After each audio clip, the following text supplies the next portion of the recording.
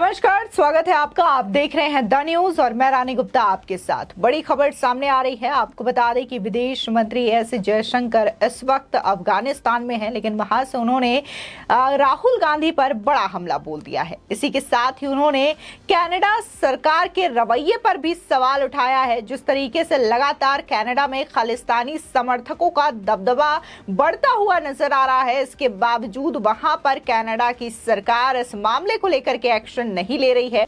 और इसी के साथ ही पिछले दिनों देखने को मिला कि कैसे पूर्व पीएम इंदिरा गांधी की हत्या पर वहां पर जश्न भी मनाया गया था। अब इस मुद्दे को लेकर के एस जयशंकर जो कि विदेश मंत्री हैं, उन्होंने कनाडा सरकार को सीधे तौर पर बड़ी चेतावनी दी है। उनका कहना है कि अगर इस तरीके की गतिविधियों को कनाडा में नहीं रोका गया तो ये भारत और कनाडा के रिश्तों पर असर डाल सकता है। इसी के साथ ही विदेश मंत्री ने राहुल गांधी पर भी बड़ा हमला बोला है।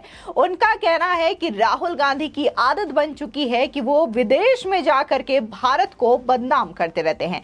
वहीं दूसरी ओर जिस तरीके से कनाडा के एनएसए ने विदेश मंत्री को लेकर के एक बड़ा सवाल पूछा और कहा कि हर बार भारत जो है कनाडा के मुद्दे पर हस्तक्षेप क्यों करता है, जिसके बाद विदेश मंत्री ने ऐसा करारा जवाब दिया जिसकी लोग तारीफ कर रहे हैं। दरअसल उन्होंने कहा कि उल्टा चोर कोतवाल को डांटे।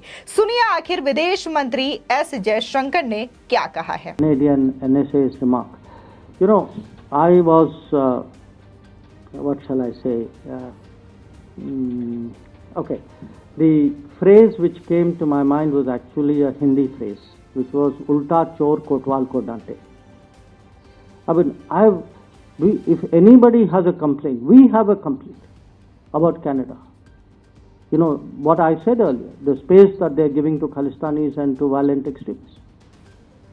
So I was very perplexed by what I heard. आपको बता दें कि कनाडा में एक कार्यक्रम के दौरान भारत की पूर्व पीएम इंदिरा गांधी की हत्या पर जश्न मनाया गया। अब ये मुद्दा भारत में तूल पकड़ता हुआ नजर आ रहा है। पीएम मोदी के विदेश नीति के 9 साल पूरे होने पर गुरुवार को विदेश मंत्री एस जयशंकर ने दिल्ली में प्रेस कॉन्फ्रेंस की। उन्होंने कनाडा को सीधी चेतावनी देते हुए कहा कि ये भारत कनाडा के रिश्तों के लिए अच्छा नहीं है, यानी कि सीधे तौर पर उन्होंने दो टूक रख दी है। उन्होंने इस घटना के पीछे वोट बैंक की राजनीति को जोड़ा है। उनका कहना है कि मुझे लगता है कि इस में कोई मुद्दा शामिल है। जयशंकर ने कहा कि साफ तौर पर कहूंगा तो मुझे समझ नहीं आ रहा कि इसमें वोट बैंक की राजनीति के अलावा और क्या वजह हो सकती है। ऐसा कोई क्यों करेगा? मुझे लगता है कि अलगाववादियों, चरमपंथियों और हिंसा की वकालत करने वालों को मिली जगह से जुड़ा कोई बड़ा मुद्दा इसमें शामिल हो। मेरे हिसाब से ये कनाडा के लिए सही नहीं है। Regarding this float issue used, let me actually answer it, because I think there's a bigger issue involved, and the bigger issue involved is really the space that Canada has continuously and frankly to us, we are at a loss to understand, other than the requirements of vote bank politics, why anybody would do this. Because if you look at their history, I mean, you would imagine that they learn by the history and they wouldn't like to repeat that history. So it isn't only one incident, however egregious it may be. I think there is a larger underlying issue about the space which is given to separatists, to extremists, to people who advocate violence. And I think it's not good for the relationship, and I think it's not good for Canada. आपको बता दें कि लगातार Canada में खालिस्तानियों का दबदबा बढ़ता जा रहा है।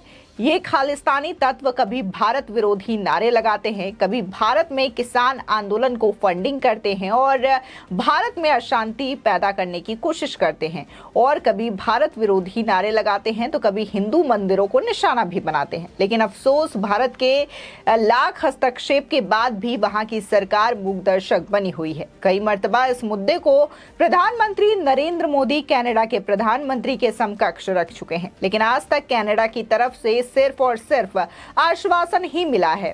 इस बीच कनाडा के राष्ट्रीय सुरक्षा सलाहकार ने इन्हीं सब मुद्दों को ध्यान में रखते हुए केंद्रीय विदेश मंत्री एस जयशंकर से बड़ा ही विचित्र सवाल पूछा कि आखिर आप कनाडा के आंतरिक मसले पर हस्तक्षेप क्यों करते हैं? आखिर इसके पीछे की वजह क्या है? जिसके बाद कनाडा के एनएससी के सवाल से अवगत होने के बाद केंद्रीय विदेश मंत्री एक पल के लिए अचंभित हुए।